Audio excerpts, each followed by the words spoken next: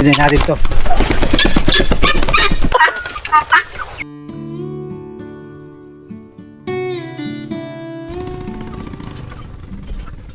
Dumami kayo dito ha.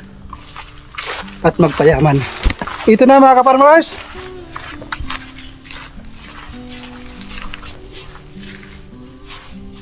Dito muna kayo. Okay? Yan muna kayo.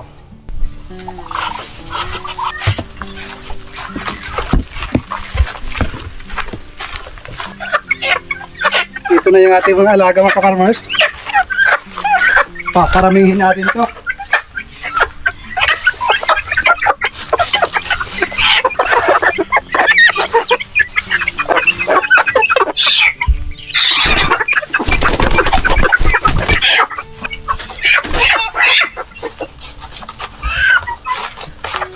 Nandito na yung ating mga alaga mga ka-farmers. Ayan na sila. Ayan yung ating panimula. Paparamihin natin yung ating native. Ang presyuhan ng karne ng native na manok, 290 yung aking bili. Pero ibinibinta dito yan ng 300 to 350 bawat kilo. Ito naman, binili ko na rin, mabilis itong dumami. 5 months na ito at kasama itong ginya. Andito sa loob. Mamaya ipapakita ko sa inyo pag ating ipinalabas. Tatakpan muna natin kahit maliit na butas para siguradong walang makatakas. Ayan na mga ka-farmers.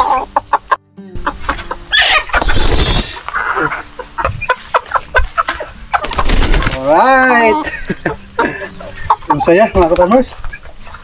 Bibili tayo ng incubator mga ka-farmers para pag nagsimula ng mga itlog, hindi natin palilimlimin. Mag-i-incubate tayo ng kanilang mga itlog para mas mabilis dumami.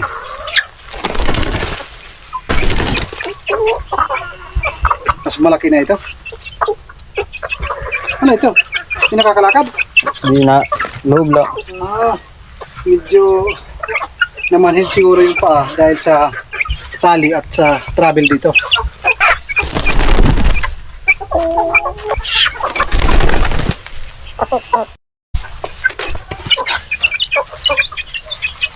Ito yung babae mga ka-farmers. 3 piraso na babae, 1 na lalaki.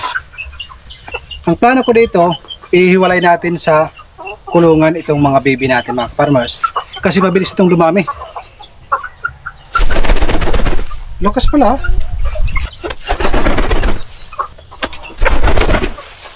Nag-i-enjoy sila ka-farmers oh. Ayun oh. Yung iba nandun sa gilid mga ka-farmers. Nag-uumpukan. Ito. Sandwash ang tawag dyan mga ka-farmers. Ang behavior ng manok na yan ay normal lang mga ka-farmers.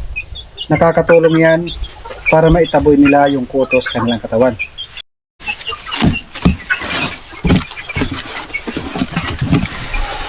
Hops. Hops. Walang tatakas. Ito yung maingay mga ka-farmers oh. Hindi pa ako nakakain ng karne nito. Iwan ko kung gaano kasarap. Kayo mga ka-farmers, nakasubok na ba kayo ng pagkain nito?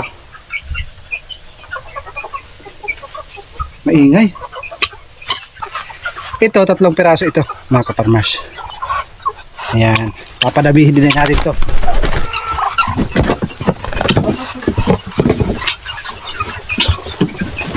Gusto nang tumakas ng isa.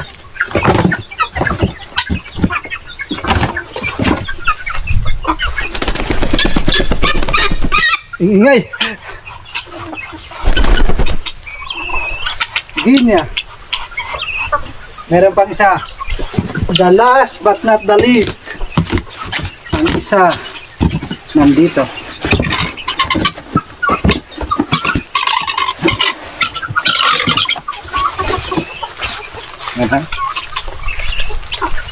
Trio mga ka-farmers. Ang bili bawat isa ay 900.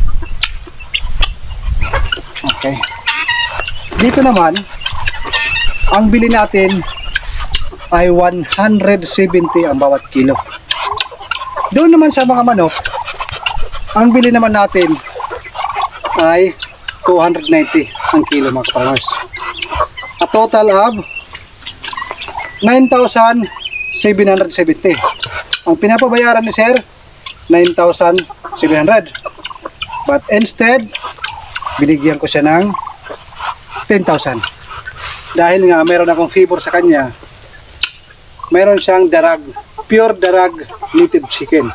Sabi ko, pag meron ka, makapag-produce ka na, bigyan mo ako, mga ka-farmers.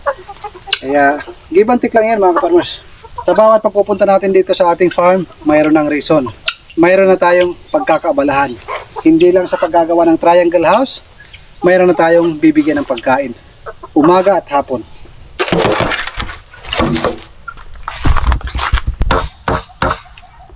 Gumawa kami ng pangsamantagal na pakainan ng manok, painuman ng manok.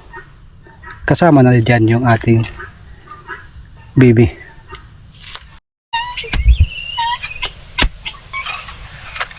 Ito yung kanilang hapagkainan, mga ka-farmers, para hindi na apak-apakan yung kanyang patukaan at painuman ng ating mga alaga.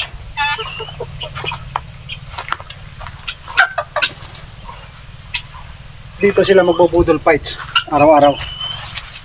Tingin nga. Okay, so alright, mga ka-farmers.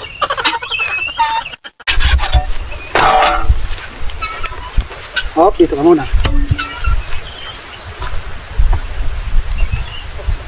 Alright. Focus ha.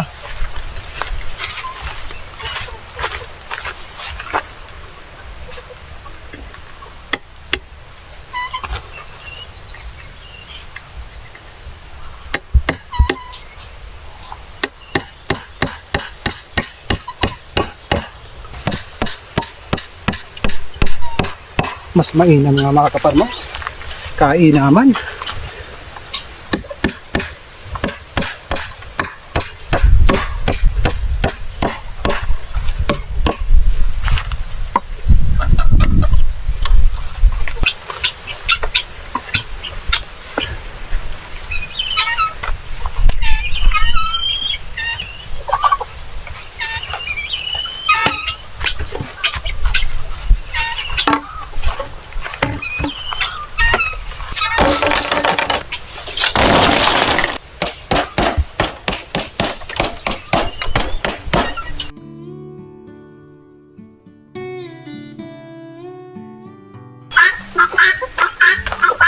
Ito naman yung kanilang hagdanan. Baka magreklamo mga ka-farmers, naglagay tayo ng kainan nila sa taas tapos walang hagdanan. Kailangan may hagdanan sila. Ito naman yung kanilang lalagyan ng pagkain, mga ka-farmers.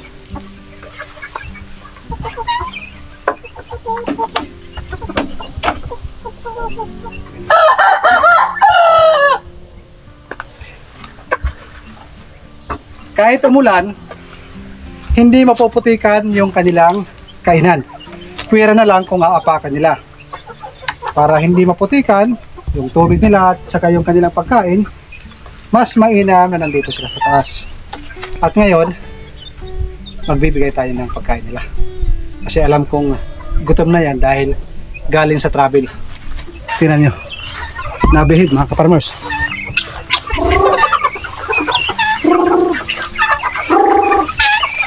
Alive na alive.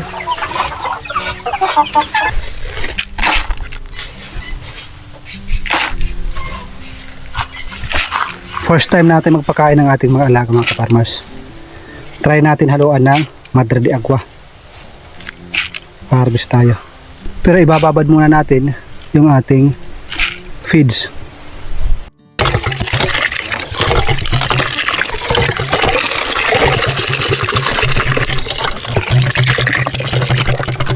Ito yung ating mga tanim na Madre de Agua, mga ka-farmers. Pakita ko yung iba.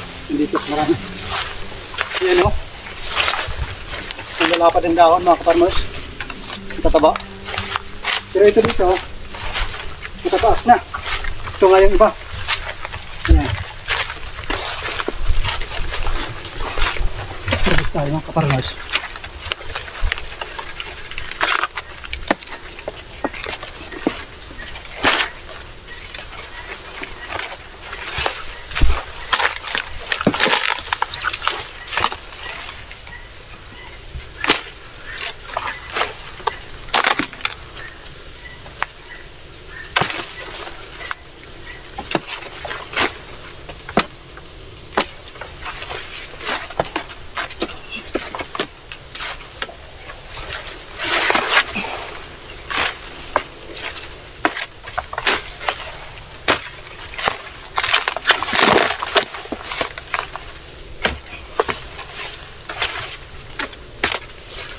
Service mga ka-farmers.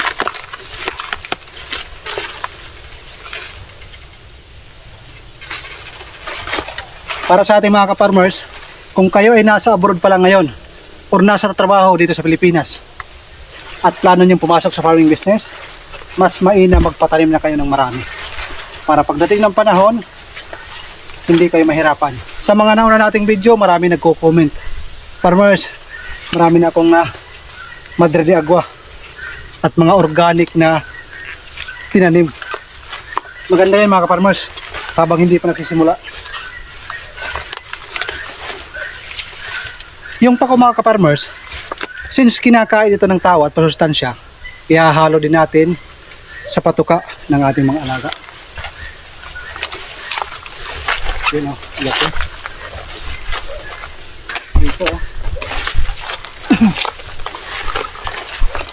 Tingnan nga natin yung mga tinanim natin dito sa gilid. Ayan, meron na mga buhay na. Ayan o.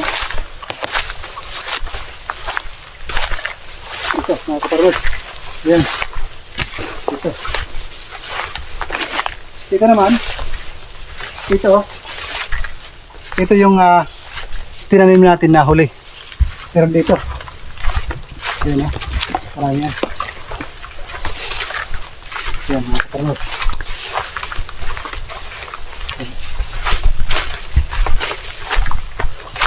Ayan, buhay na oh. Pakita ko nga oh. May mga dahon na.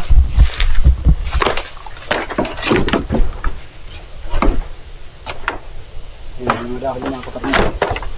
Yan yung pinakahuli. Yan yung pinakahuli natin na itinanim. Sandali lang tayo umalis. Ayan, oh. Napakaganda mga kapatid. Haluan natin ang mga dahon-dahon.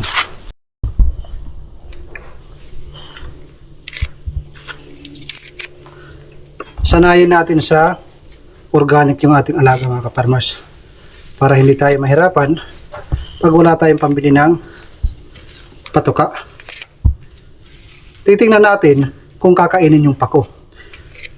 Ako lang siguro ang kauna-unahan na nag-aalaga ng manok, napapakainin ko ng pako yung ating mga alaga. Napakarami kasi ng pako mga ka-farmers. Dito lang tayo sa likod nagkuha. Napakarami pa sa harapan. Tinitingnan ko mga ka-farmers, baka may masama na uod.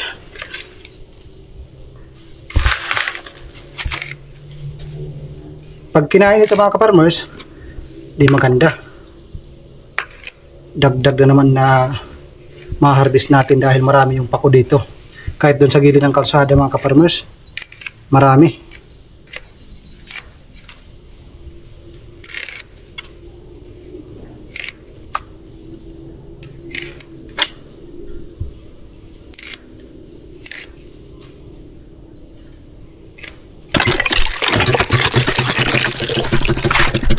Nagmamadali ako mga ka-farmers dahil hindi pa ako nakapag-lunch.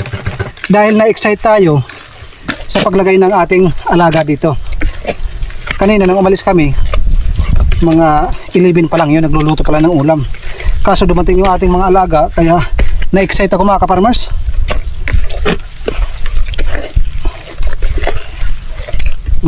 Sayang.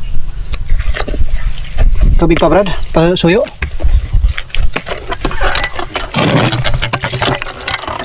Oops, oops.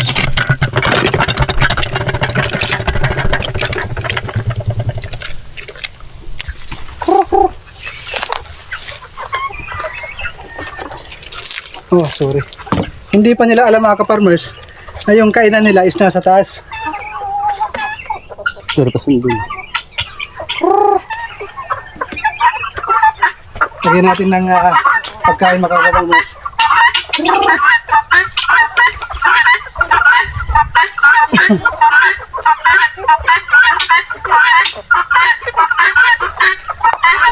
Di pa nila alam na nandito yung pagkain nila.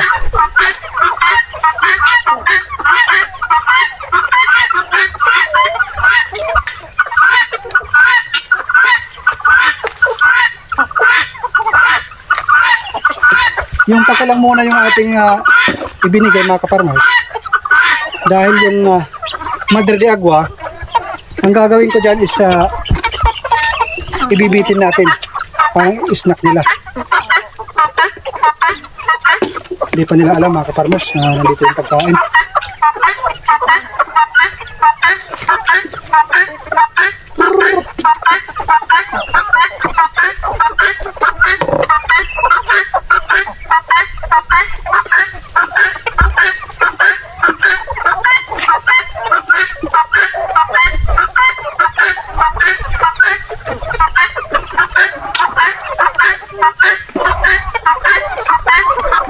Ayan, dito sila sa ilalim. Dito mo.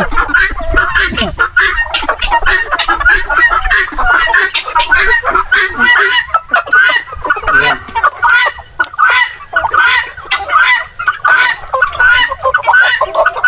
Ayan kayo. Ito yung mga babae. Ito yung ating paparamihin. Diba?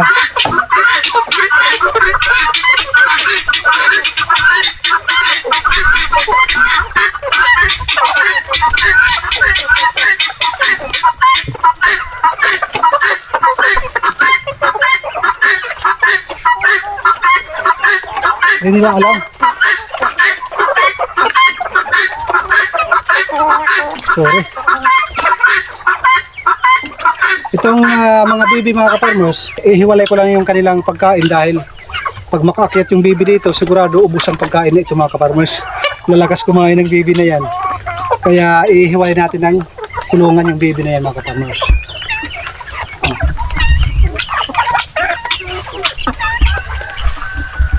Yeah.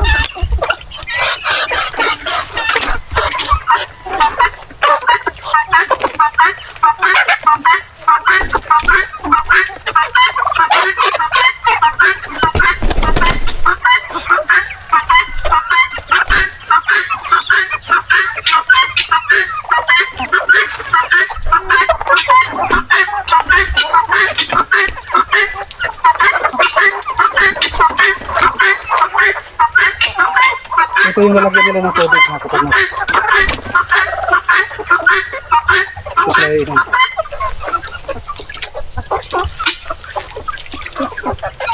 Mabilisan. Oh.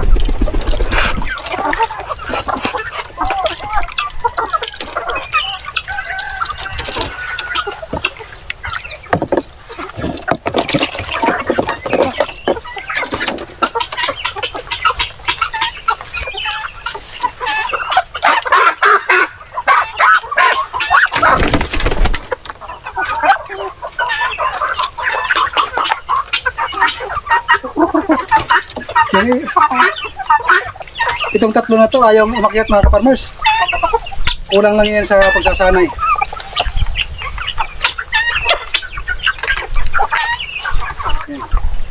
Dito kayo, dito. Ayan.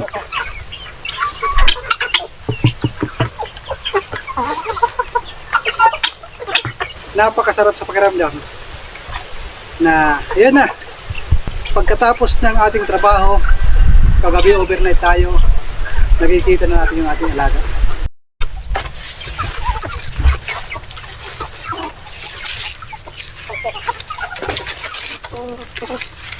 Ito naman, snack nila mamaya.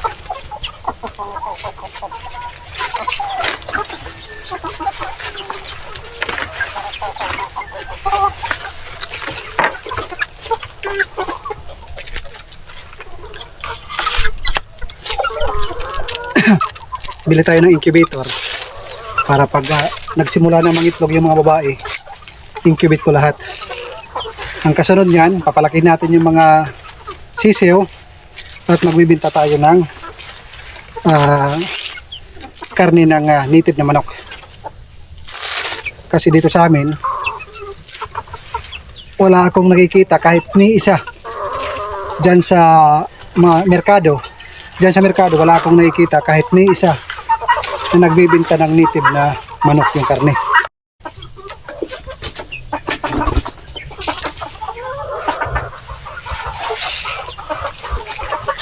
Mas mainam kasi na mayroon silang unlimited na pagkain.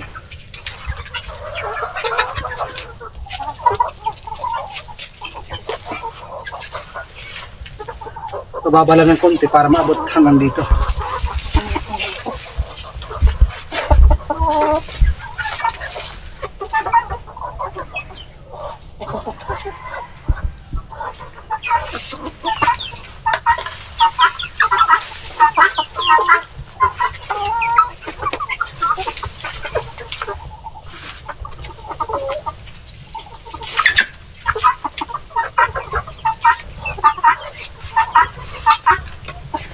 Yan na mga ka-farmers. Pwede na natin iwan. Mga busog na yung ating mga alaga. Merong supply ng tubig. Sobrado nga. Sobrado nga yung pagkain nila mga ka-farmers.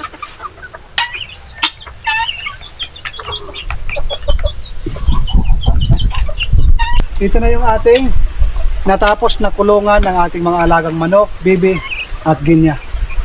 Nandiyan na sila sa loob. Kumakain, mayroon na silang snack. Yung may-ari naman, yung kakain. Mag-aalas 2 na mga ka-farmers, hindi pa kami kumakain. Dahil nandito na yung ating mga alaga, kailangan natin ng ilaw sa kanila. Ito yung dalawang solar. Binili ko ito, medyo may katagalan na, pero para talaga ito dito sa ating farm. 5 piraso ito.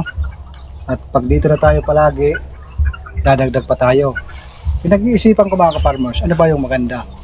Solar or magpapakabit tayo ng kuryente? Sa pagpapakabit kasi ng kuryente, medyo malaki-laki ang gagastusin. Medyo may kalayuan. 200 meters simula dito hanggang doon sa poste. Siguro lahat-lahat yun, baka abutin tayo ng 20,000 kasama na lahat ng libot or sumobra pa. Pero kung sasabihin natin na magpa-install tayo ng 3 kilowatt, sapat na siguro yon. Basta't nakapagpa-andar ng TV, makapag-charge, mga ilaw, shredder, siguro sapat na ang 3 kilowatt. Kung sino man yung ka-farmers natin na mayroong experience, mga 50,000 lang na budget, paki-comment naman please. Hihingi ako sa inyo ng idea. Kasi yung budget ko, pang budget meal lang talaga mga ka-farmers. Hindi ho tayo big time. So, kung mayroon kayong mga idea, ano yung kayang paandarin, ilang kilowatt, humihingi po ako sa inyo ng tulong, comment lang sa ating comment section. Malaking tulong po yan sa akin upang magkaroon ako ng idea para makapag-decide ako ng maayos. Kakabit ko muna yung ating solar light bago magdilim. Naglagay tayo ng solar mga ka-farmers para maliwanag dito sa ating mga alaga. Tinaas ko yung isa para maliwanag lahat. Yung isa para nakapokus doon. Tingnan muna natin kung talagang effective. Oh, umilaw mga ka-farmers. Mamaya na. Pag nagdidilim mga ka-farmers, automatic na yan nag-light. Yung dalawa mga ka-farmers nandun na sa taas. Ayan na.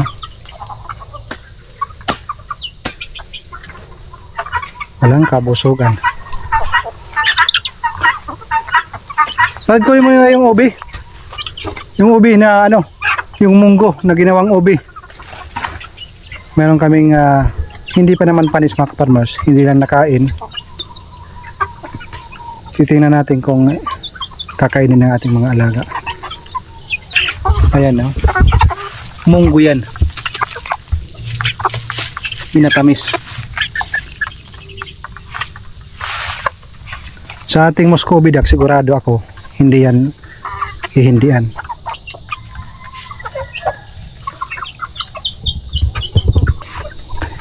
Dito muna sila pinakain, pero bukas gugutumin natin yan. Dito ko talaga sila sasanayin kasi ayaw kong maging maputik dito sa sahig. Itong ating hagdanan pwede natin ilagay dito. Ayan.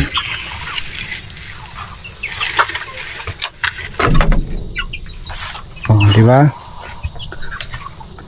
Paghapon ilagay natin dyan mga ka-farmers para doon sila matulog. Chinik natin yung ating mga alaga mga ka-farmers. Ayan. Yung isa humiwalay. Ayan o. Yung dalawa andun.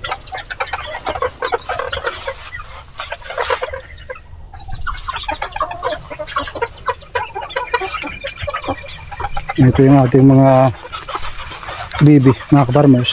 Doon yan natutulog. Nung dumating tayo, umalis.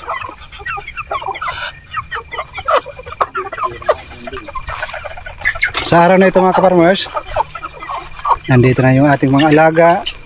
Nakapaglagay tayo ng solar. Yan, solar light. Para sa ating mga ka-farmers na bago pa lang napadaan sa ating YouTube channel, ang iyong pag-subscribe ay napakalaking tulong para sa amin. God bless po sa inyo at lalo na sa inyong mga mahal sa buhay. Mabuhay po kayo mga ka-farmers.